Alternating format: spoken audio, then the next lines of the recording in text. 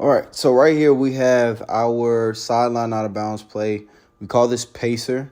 It starts with a box look. Usually the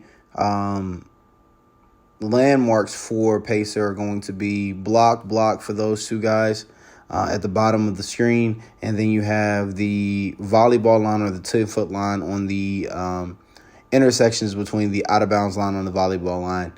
So what's happening is the guy on the left block right here, or the weak side block in this situation, is going to get a screen from the guy on the strong side block. All right, so the strong side block being the block closest to the ball.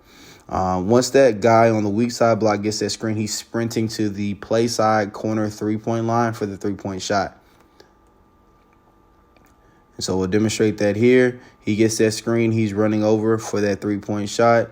Knock down that three. Now, once that screen is set, that guy on the play side block is then going to seal over the top.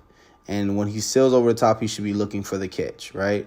Notice on the opposite side, the weak side player is getting a screen from the strong side player at the volleyball line. And that guy is going back court to seal the ball or seal the inbound.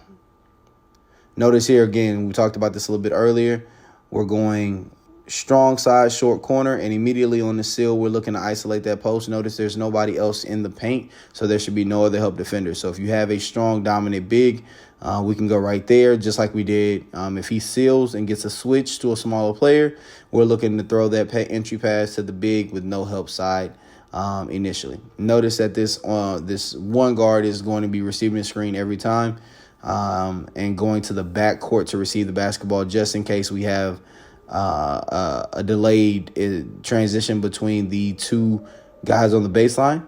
And then one of the last options before we just outlet the ball and get the ball in is going to be, once this screen is set from the play side guy on the volleyball line, the inbounder steps right in. We get it right back to the inbounder for a three. This is a great option for late game situations, or we need a bucket from the sideline out of bounds situation.